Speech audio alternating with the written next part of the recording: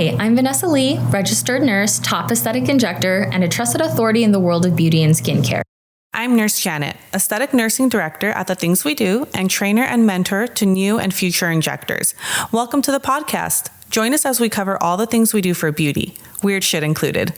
This episode is sponsored by The Things We Do. Come visit our locations in downtown LA, Venice, and Chino Hills.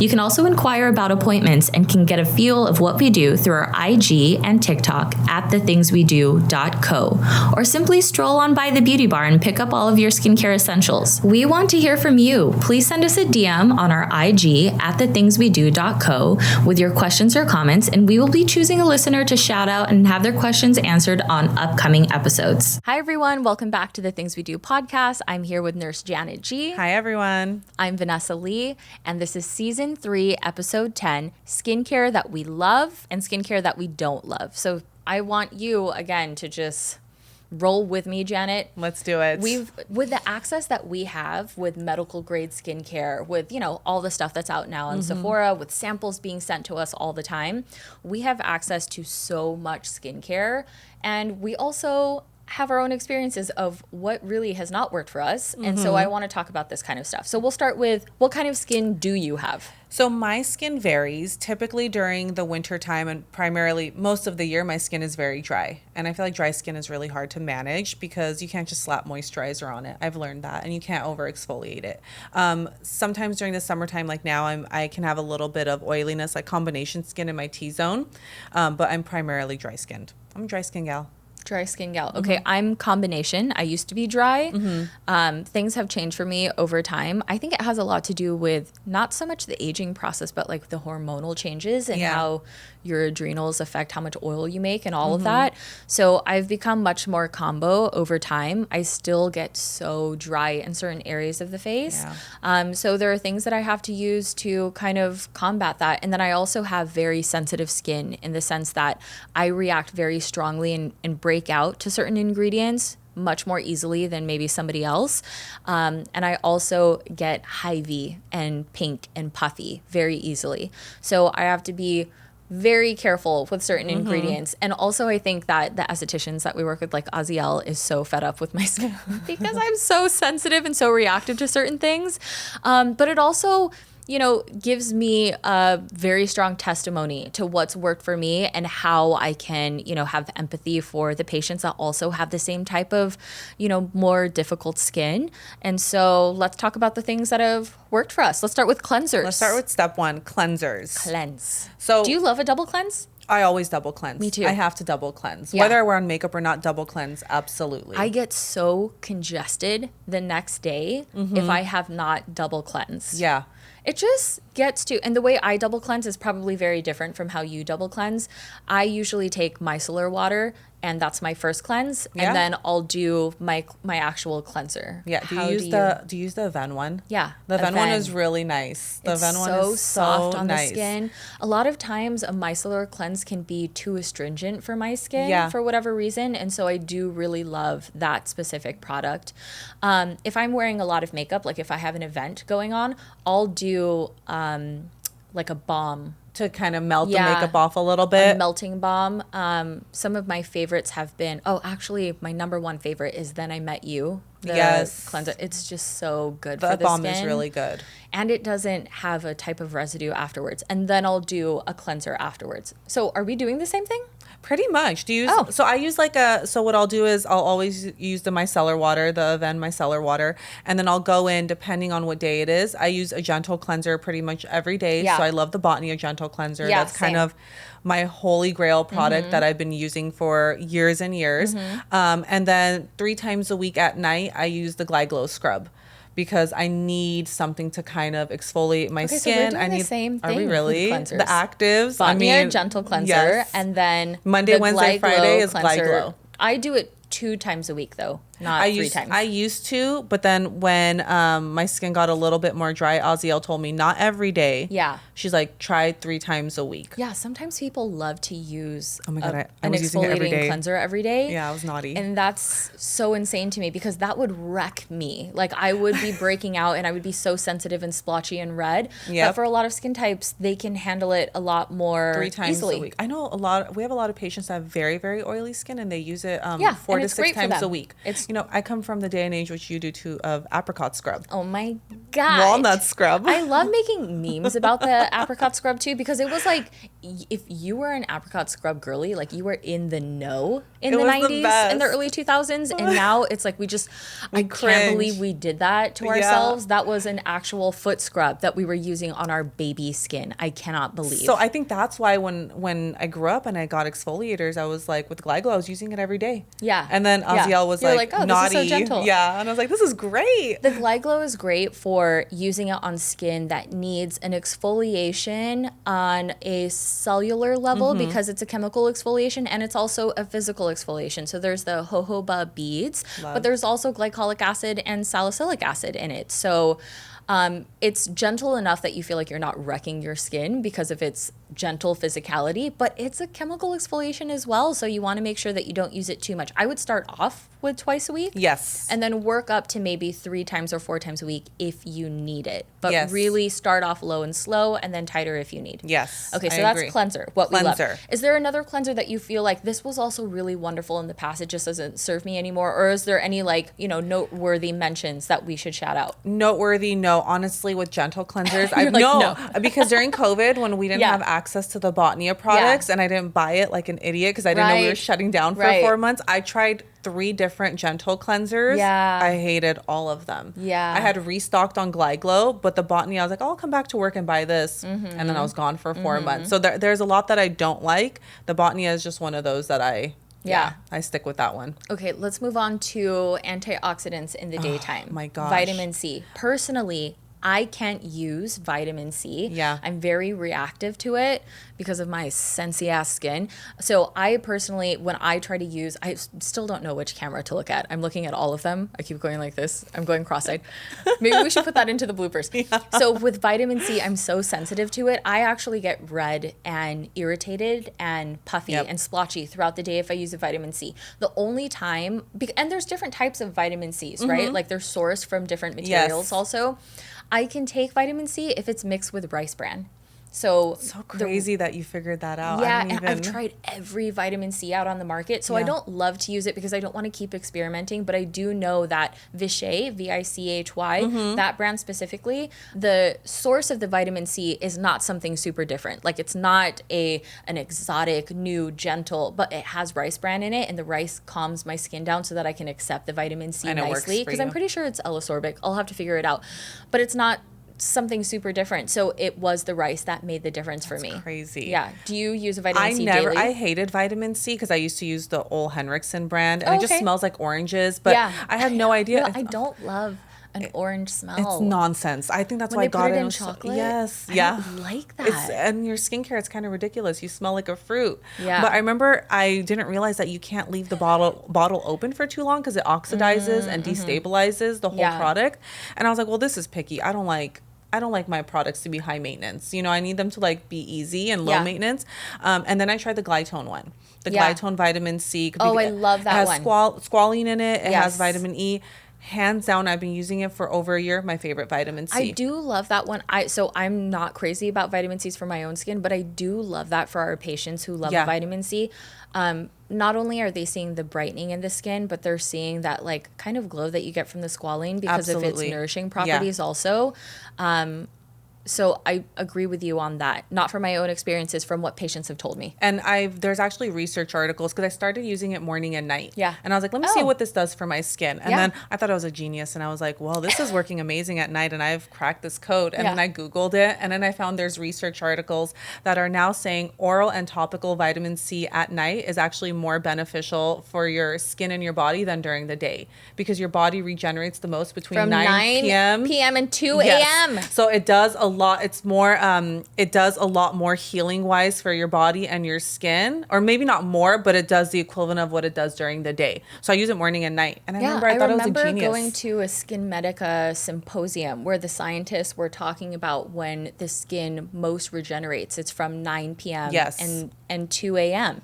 And you have to really be in a state where your skincare is set by that time and you're resting so that the cellular repair can happen. And if not, you're missing out on that opportunity for repair. Yeah. So I tell all my patients, try it at night, day and night, but watch what a difference it makes. For me, it brightens up my skin a lot more than any other product. Okay. What about actives and serums? Glycolic acids, mandelic, azelaic, lactic acids, PHAs, BHAs, any of that. I feel like every product that I have has a little bit of something, right? Like we have the Mesostatic Micro Peel. Yes. That has some acids in it that I use once or twice a week. I really like it for texture around my nose and around my mouth. Glycolic, I use Glyglow. Glytone has a really good, their glycolic acid, I think it has like 10% availability where it stings when you put it on for the first couple of times. I really like that because it also is formulated with hyaluronic acid. So it helps hydrate my skin. I think those are the ones that I'm using right now. And then in the fall, I'll probably bring in something. I'm going to bring in a retinol. Yeah. This year. You haven't been using retinol? No. This is breaking news. Are you serious? I'm so naughty. Wait, why? Honestly, I feel like have you tried it before and you're just like, I'm not into it? Or I don't think I give it a chance. Okay. I think I need to like give it a chance. This is wild. I don't give it a chance. On air. I need to give it a chance. Yeah. And I think the problem is like I try it, right? And then someone will be like, no, you have to try this one. In my head, I'm like, okay, let me try this one. And then I'm like, well, this is bullshit. Like it doesn't really work. So then I just, again, it takes closer to around like 8 to 12 weeks to fully see the complete difference. I agree. You know? So this year I told myself, you're going to be diligent with your sunblock. And come October. This is so wild. I know. I need to use it this year. But you know what? I'm noticing. Here's how great your skin is. With what you're doing right now, you're doing amazing because I usually tell my patients, like, listen, if you're 25, let's start you on that retinol. Let's go for it, right? I need to start, yeah. Okay, cool. I mean, think about how great your skin is right now without using a retinol, and you start using that vitamin A derivative, baby. It's about to... Shut it down. So October, after Labor Day. Yeah. What I'm going to do is typically my routine is a chemical peel. Okay. And or microneedling or both. And then after I heal from that, then I bring on a retinol. That's going to be my regimen this year. Okay. So as far as active serums, I use...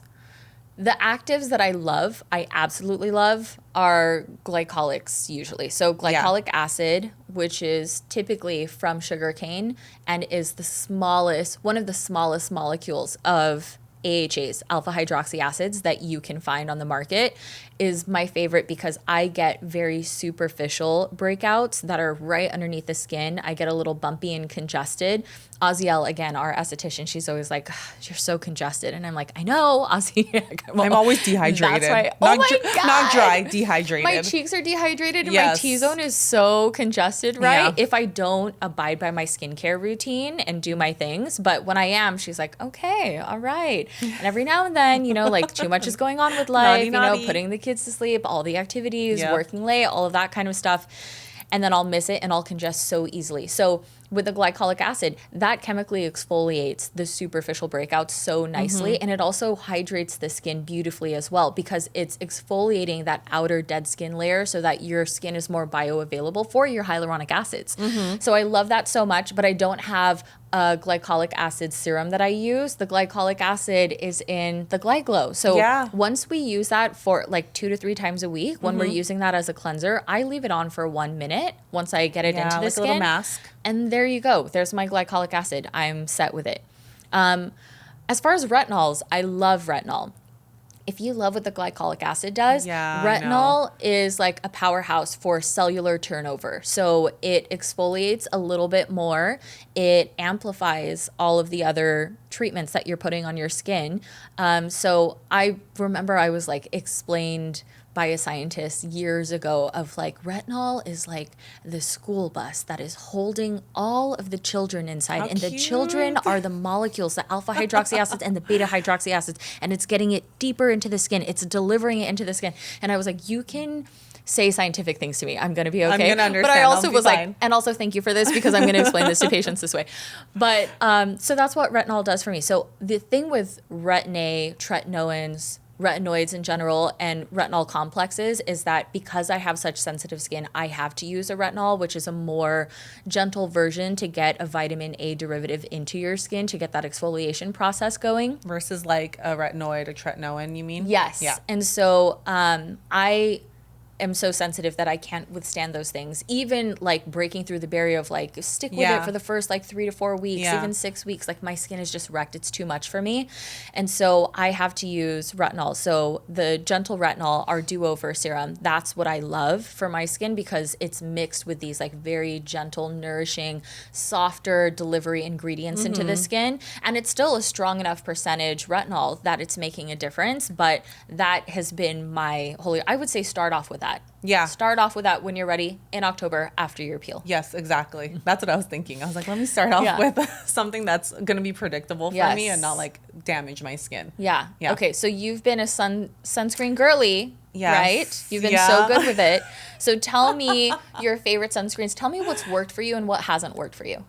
Okay, so I'm not a big fan of tinted sunscreens. Okay, where I am. Yeah, so it's never worked for me. Okay. I think I'm just very picky with like color matching, and a lot of them don't really blend into my skin. I've tried the Elastin one, which everyone loves that, and everyone loves the Color Science ones. Is everyone white?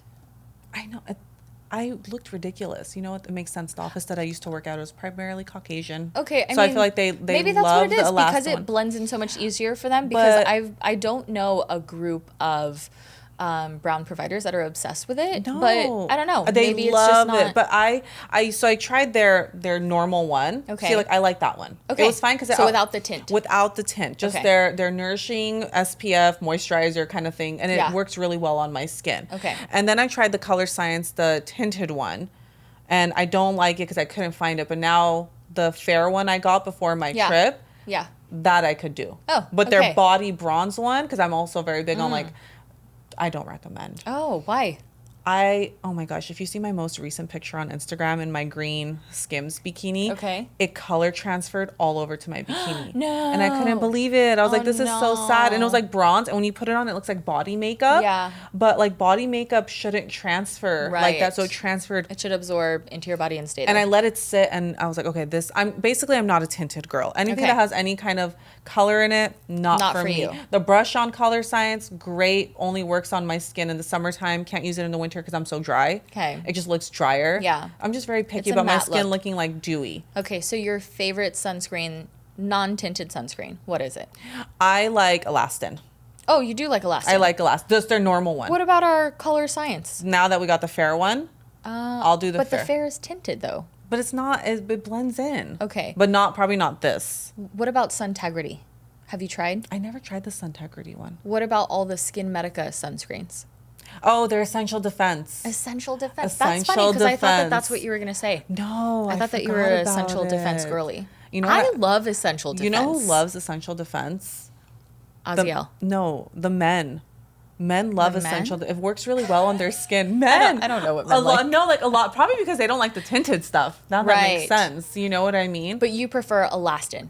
I like Elastin. That's like your favorite. I think. What do you feel like is the most likable thing about it? I feel like it also moisturizes my skin. Okay. I feel like it like nourishes my skin. So you won't have to use a moisturizer. No, you could just do that if you wanted to for sun protection and moisturizer. Yeah. Okay. Yeah.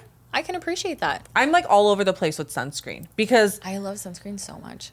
I hate it and I'm so picky and like sometimes I'm not gonna lie, like there's one that I'll be using and I'm like, no, I don't like this anymore. Yeah. And I'll just use my kids' baby Ganix sunblock. Yeah, I do like the Sunbum little Sunbum deodorant stick that it looks like. Yeah. And I personally, for me, like I traditionally love physical sunscreens versus chemical sunscreens. I like the protection that I get. It's a little bit stronger because when I'm in Hawaii, I am straight in the sun. Okay. Yeah, like I'm not taking it easy. I'm not like covering myself as much. Like I'm in the sun. So I need like deep physical protection. Otherwise, I like to use, chemical sunscreen throughout the day if I need like a quick spray or a quick like little, do you like the application. Color Science, the brush? I do. I really do. I feel like I've seen you with it a few times. Yeah. So I usually use Unsun in the daytime to apply my initial application. Yeah. And so I'll have that on as like my base. I love a tinted sunscreen. Plus Unsun makes you like super dewy. Mm-hmm.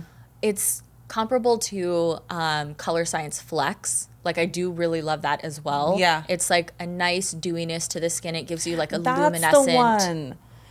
That's and I think I tried that in Mexico, right? Emily had it, and I had that's the one that you love. Yes. Oh, okay. That one I love. That's a tinted one. Yes. Okay. See, that's the one where it doesn't look like a color though. Correct. It's like it's white with some like, it's like milky, tiny brown beads. Yes. And then once you put it on, I love that one.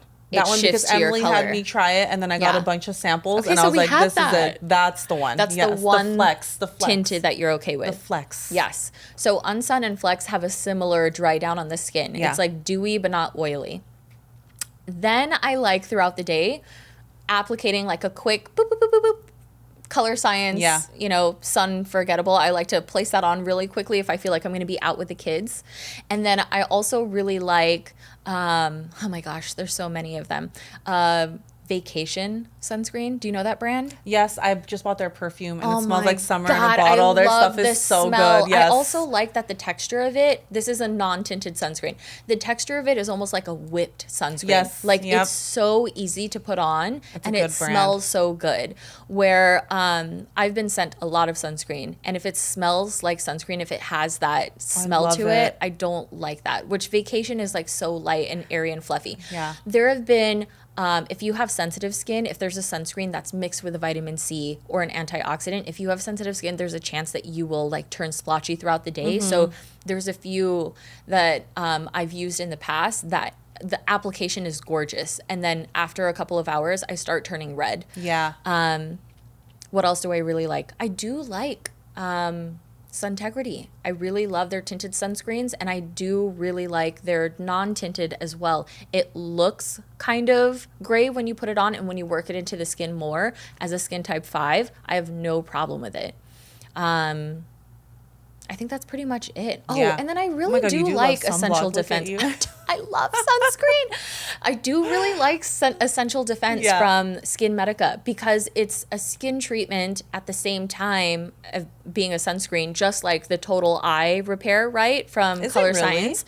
Color Science, it's like a color corrector with sunscreen for the under eye area with some actives in there. So you're actually getting like, a skin treatment at the same time, because when people put on sunscreen, they put it all over their face. They miss the inner rim of the eye. Okay.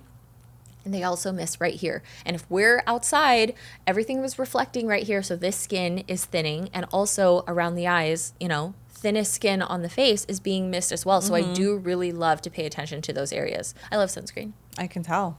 You have a sunscreen brand, you want us to try it out, send it our way because I am your girl. We'll try it out. Okay, we covered sunscreens. Let's talk about our masks. Masks. Oh, my favorite. I've always loved masks. I love sheet masks, masks that you apply on and paint on. Everything masks. What do you remember the first mask you ever tried?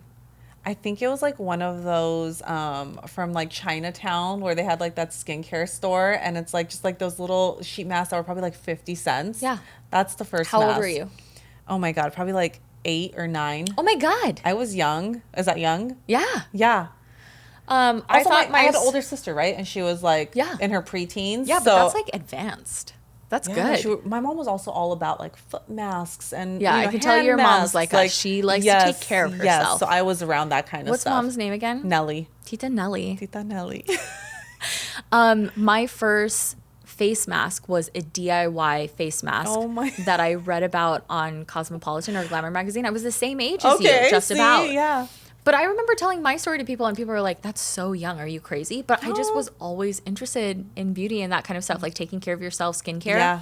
And it was the The first mask was an oatmeal and egg white mask. Oh my God. Yeah, I remember having my friends come over and they were like, it's so cold. Like, it's so cold putting it on our face. I was like, you know what? Let's heat it up. Let's like warm it up. So I put it in the microwave. And of course, the egg cooked. And then I took it out and I was like, well, I guess we can't use this. I guess we just should keep it cold. So, and that's like, 10-year-old me. Yeah. And then I remember upgrading to like avocado and honey masks. Oh my gosh, and like all of these, DIY things that I was doing at home. So I do love a mask. What are some of your favorite masks?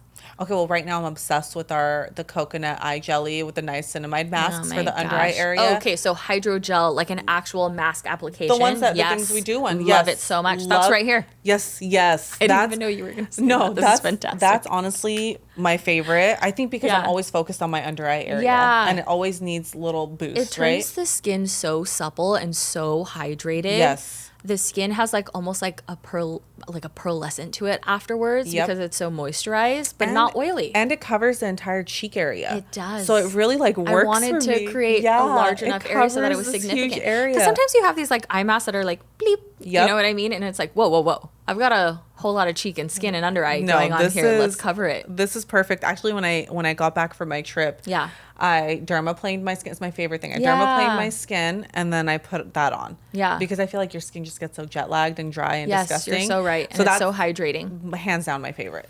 Okay, so I have 2 masks that I really like.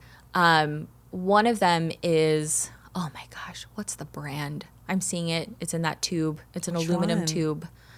The lactic acid prickly pear mask from Freck. Really? Remember we carried that like a their while back? Their cactus water toner is so good. It's really so good. But that mask is so, usually with like clay masks, I can't do because sensitive skin, it burns me. Is it for clay? For and clay. The orange one, it's a clay mask. It's for clay. And then you have to use their moisturizer after. Is it orange or is it auburn? Auburny, yeah. Well, I don't know. I'm kind of colorblind. Okay, yes. yes. But it's like an aluminum tube. Yes. And it can dry out your skin if you don't moisturize it after. Correct. Yes, I do love that mask. That's a good one. That mask for me is so clarifying. I've used it in years. And it's a type of mud mask. It's funny because it's a type of mud mask, but it goes on almost like a thicker serum. Yeah. But what it does for my skin is it's so clarifying, but it doesn't make me super sensitive because most masks, like the Aztec clay mask, pink clay, all these other like clay things, they make me so sensitive. I get so red and my skin burns from it. So sensitive skin girlies, not for us. But however, 4-clay is fantastic. 4-clay is amazing. Another mask that and the only reason why we don't carry it anymore is because they ended up getting into Sephora or Ulta, I think. Sephora, yeah. Yeah, and now they're exclusive at their stores, so that's totally fine. So happy for you guys. Freck, great brand. Love your cactus water toner. Love the cactus water. At the forefront of cactus things, by the way. Everything like once prickly pear, cactus, prickly pear really took off. Yes. The other mask that I love so much is the Liquid Lift Sleeping Mask. Holy grail, yes. Which is if you are, I made this for myself, you guys. If you are a sensitive skin girly and you need something to just reduce that redness, reduce the puffiness, calm down the acne, all of that, it's the Liquid Lift Sleeping Mask for me and for you. So you sleep with it on, you apply it before you go to bed. You don't have to do moisturizer. You apply it straight to the skin after you wash your face and you sleep with it the entire night. And when you wake up after one application, your skin is repaired. The redness is reduced. Really good. You're so much smoother. You're hydrated. It has organic oats in it. The, oatmeal is like, and that speaks to my oatmeal days. Don't put it in the microwave. Daphne Lim, who was our good friend and acupuncturist who was on staff with us, right? She had rosacea and eczema on her face, and she was like, I can't use any skincare because I just react so strongly to everything. My skin is so sensitive. And I was like, I promise you, I'm a sensitive skin girly also. Please use this mask. You're going to like it. And she was like, oh, I'm nervous. And I was like, I know that you're hesitant, but I promise you, I would not be suggesting something that I felt like was going to jeopardize your skin. And then the next day, I forgot that I told her to use it. And I think I also thought, like, she's not going to use it. I'm going to give it to her and she's not going to do it. She pulled me aside at the office and she was like, holy crap, Vanessa. I remember the pictures. I love this mask. And I was like, I told you, I'm so glad you used it. And she was like, this is the only thing I haven't reacted to. And look at my skin. My redness is like so much less worse than what it was before. And I was like, keep using it, girlfriend. You're going to love it. And so it's one of my favorite treatments. Khloe Kardashian's obsessed with it. Yes. She posted the mask. Whenever I see her, she's like, I love this mask. It's one of her favorites. Yeah, she's oh my gosh. I was with Kim and Kim was like, do you know I've ordered so much of the mask? Like, I love the products. I love the mask. And I was like, you know, I'll send you droves. I'll send tanks of it. Say the word. And she's like, no, I love to support. I love to support. Yeah. And I was like, oh my God, this is amazing. So like, you know, and Kim has like sensitive skin as well. Yes. So it's one of those things where it's like really taken off because the demographic really is like, it's for gals who just need to stop reacting. It's also very versatile. You can use it. I use it a lot post-treatment, post-microinfusion. Yeah. It's one of the first things I'll apply on my skin because it works really well to calm down the microinfusion treatment or how you feel afterwards. And then it just works for you in healing. And then you also don't have to worry about your skin reacting because the ingredients are so neutral, but at the same time nourishing for the skin.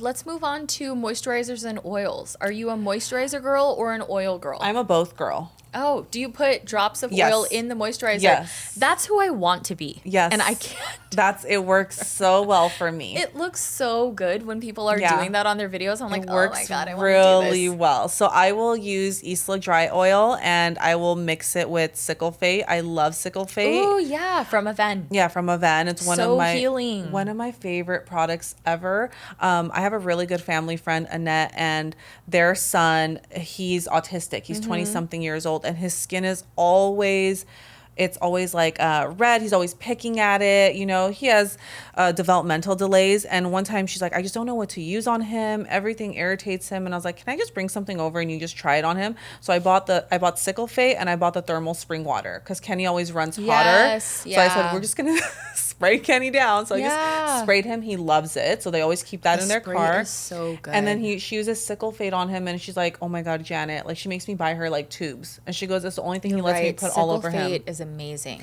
It's one of my favorites. Since we've gotten it, I've been trying out Habitual. And Habitual is so great for sensitive skin. It's too sensitive for my face, but for my body, it's amazing. Easton loves Habitual, my son. Oh, really? Yeah, he loves it. My kids love it too. He loves it. He won't let me apply. Does Easton have eczema? He does. He had it when he was younger. It's subsided since then. But for him, it's like he's out in the sun a lot. He plays sports. He's in swim, so he always gets that little sunburn on his nose. And I'm just like, let me just try this. And I actually put it all over his back when he got sunburnt, and it was the one thing that he was like, it doesn't sting. Yeah. So I've been trying Habitual a few times a week, and I like it. I like it because it's thick. My skin needs something thick, and then the Isla Dry Oil kind of breaks it down a little bit and has its own benefits. So I'm a mask and an oil girl. So I'm an oil girl. I haven't regularly used moisturizer for probably closer to 12 years now. That's crazy. I know. But not all oils. Like black currant is great for acne prone people.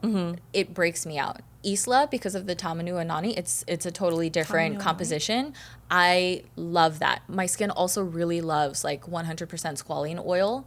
But all the other oils, my skin's like, no, not for me. Because each oil has their own properties and like characteristics and like ingredients, you know what I mean? So for me, that's what really works. Actually, a moisturizer that I really like, I just have to use it sparingly, that I just discovered in this past year is Namesake.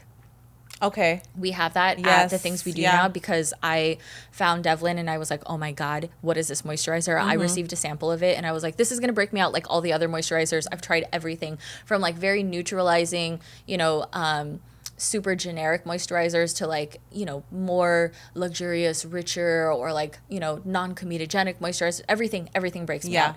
And so with using Namesake, I haven't really broken out. But I also noticed that the consistency of it is almost like, it's like a moisturizer with like an oil consistency, but the dry down is not oily, just like Isla. Yeah. And so I love that, but I can't combine it. Like you can't place it with an oil. It's too much for my skin. So I do really like that for people who have sensitive skin who are prone to breaking out. Also, I feel like it's great if you have super sensitive skin. It's great if you need deep hydration. It's really great if you need more moisturization with the hydration.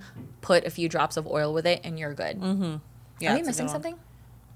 I think we covered growth factors. Do you use growth factors? I mean, like TNS? No.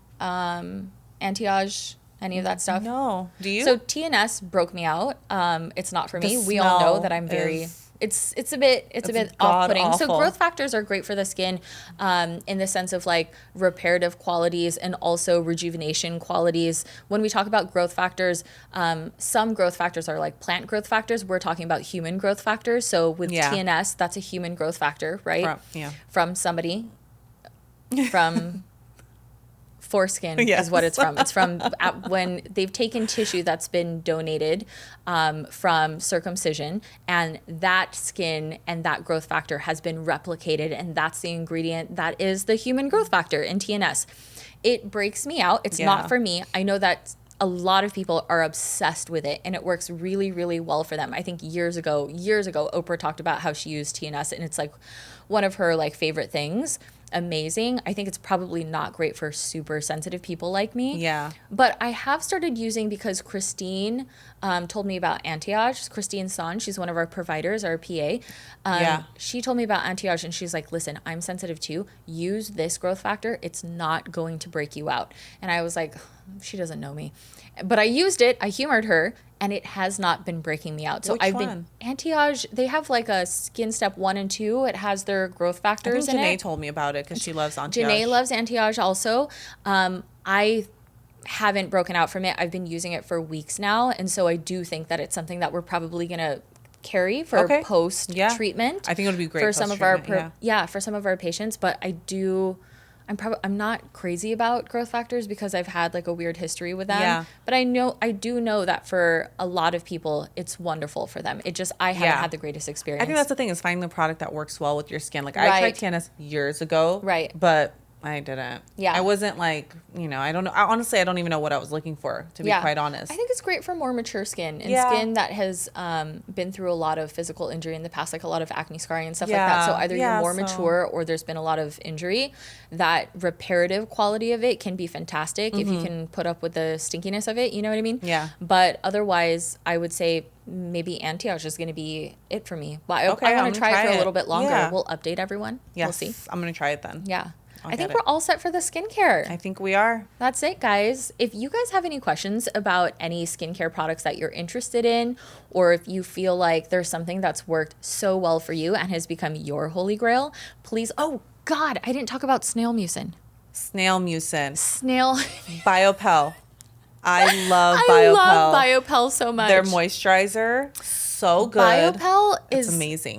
Biopel is a Spanish skincare line that is centered around snail growth factors. So that's another form of growth factors that I didn't talk about. Do you want to just explain to followers real quick about how the snail mucin is harvested? Because I explained how you explain it, because it paints a beautiful picture. Yes, totally. Okay, so first of all, with snail mucin, the reason why it's so sought after is because snails, if you think about snails and what they're doing all day, right? They're like crawling along the way.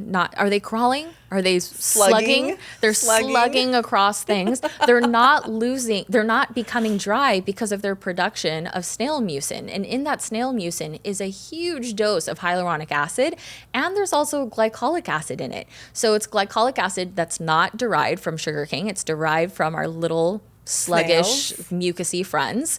And the glycolic acid is a big reason why they don't end up getting bacterial infections, because glycolic acid is also an antiseptic.